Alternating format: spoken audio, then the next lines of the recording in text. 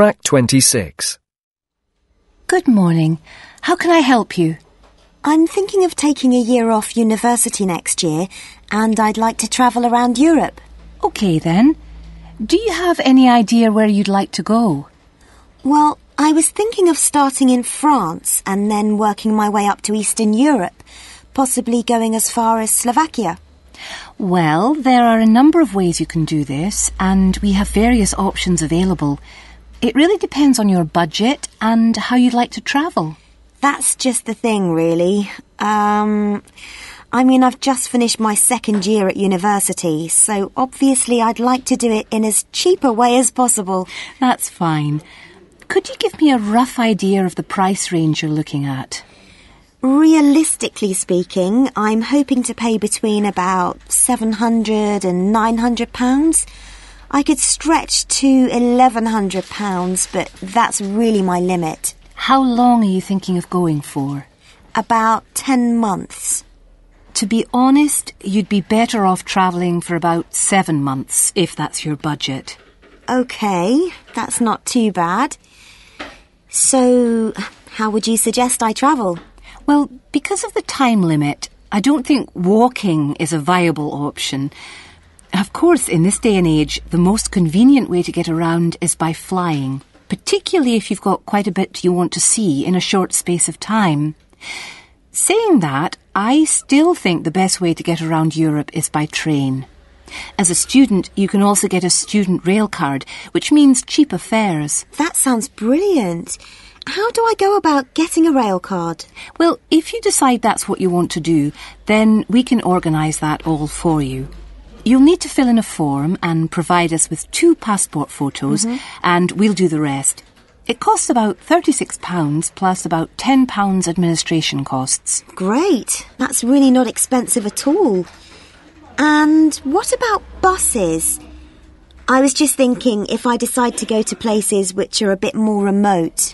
There are always local buses, but these are not always a good idea. They can be quite unreliable and in some areas quite dangerous because the buses tend to be overcrowded and some of the drivers drive way too fast. So I would suggest you don't do this. That sounds quite frightening. So what are my options then? You could hire a car, but it can be expensive. Still, I do think if you're thinking about going to smaller towns and places which are off the beaten track, then hiring a car is by far the better way to do it. You can also look at sharing the costs by hiring a car with someone else. That's a good idea. I guess I could put a message on the internet. You could do that, but don't forget that you meet people when you're travelling, and you'll probably find someone who's going to the same place as you are. That's true. I want to stay in youth hostels, so I'm sure I'll find people who are interested in going to the same places. Oh, one last thing. What about taxis?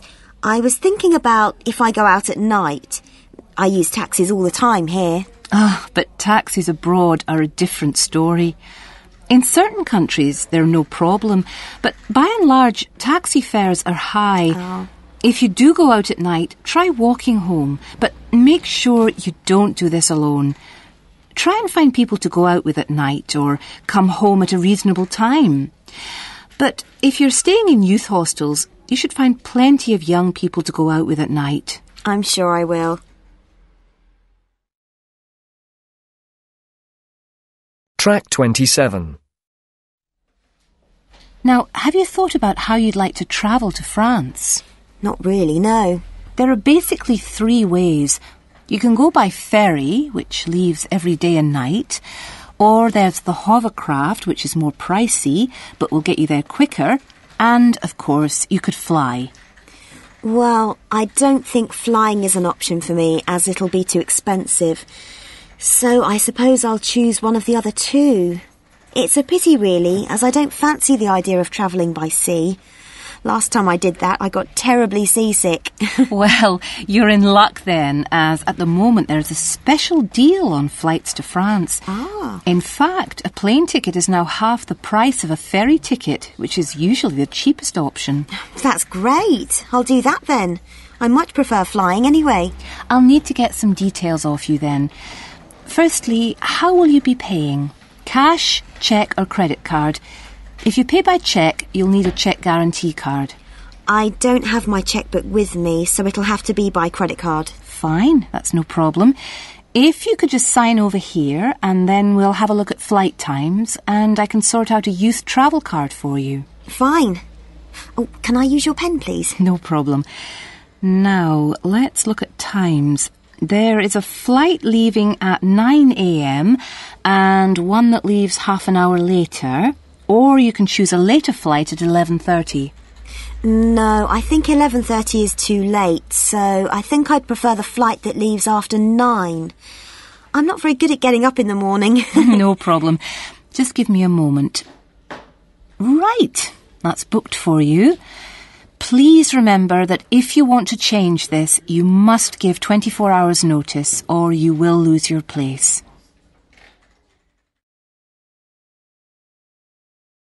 Track 28. Good morning and welcome to this morning's lecture on transport. What I'll be doing today is comparing forms of transport in different countries to see how forms of transport are affected by factors such as geographical landscape and economic development. My focus will be on countries in South America, Europe and Asia. The first country I'd like to look at is Colombia, which is in South America. This is a country where geography plays an important role.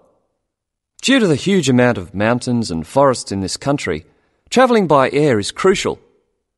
I don't know if many of you realise this fact, but Colombia was the first country to establish a commercial airline, and in so doing they made aviation history.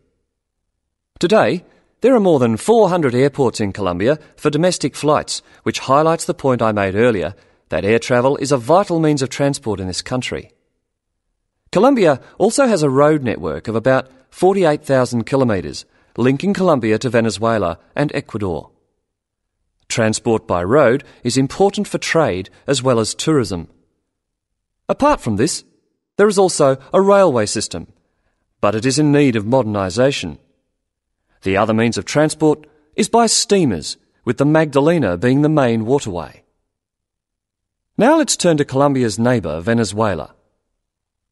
Once again, we see that internal flights are an important means of transport, as like Colombia, Venezuela has remote areas where flying is the easiest means of travelling from A to B.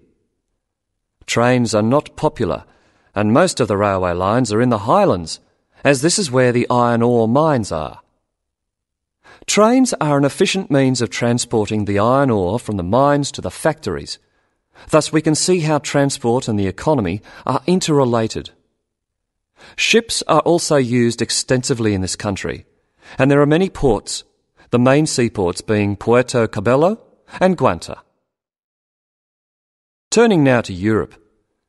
Belgium is a country that boasts one of the most compact railway systems worldwide. Inland waterways, or canals, are also an important means of transport, transporting both freight and people. Belgium also has the third largest seaport in the world, namely Antwerpen. Air travel is also important, although this is not linked to geographical terrain, as is the case in the South American countries we've already looked at. Next, I'd like to look at the United Kingdom. Like Belgium, the UK has inland waterways around 4,000 kilometres, yet only about 17% of these are used for commercial transport. The main inland port is Manchester, and the chief seaport is London, with Southampton taking second place. Air travel is extensive in this country, and there are around 150 airports, the most famous being Heathrow. However, about 90% of passengers in the UK travel by road. Track 29. Finally, I'd like to look at two Asian countries. China is a country which reveals how geographical size affects transport development. Roads and railways are widely used, and this has led to a huge amount of bridges being built, such as the Yangtze Bridge, which is probably the most widely known. The Yangtze Bridge is 1.6 kilometres long and is built on 2 levels. The upper tier is for cars and pedestrians, while the lower is for trains. Railways are especially important, and over 80% of freight and passengers are transported by rail. With such a high proportion of people using trains, it is not surprising that governments in countries like China are prepared to invest in the railway system. Obviously, a fast and effective train service will encourage businesses and the general public to continue using it. The last country I'm going to mention is Japan, which has one of the most advanced transport systems in the world. The railway system is highly developed, and the Tokaido Railway, connecting Tokyo and Osaka, has trains that can travel up to 250 kilometres per hour. Ships are also a vital means of transport in both international and domestic areas. To summarise, we can see that transport varies throughout the world, yet the importance of transport networks, be they air, sea, rail or road, cannot be underestimated.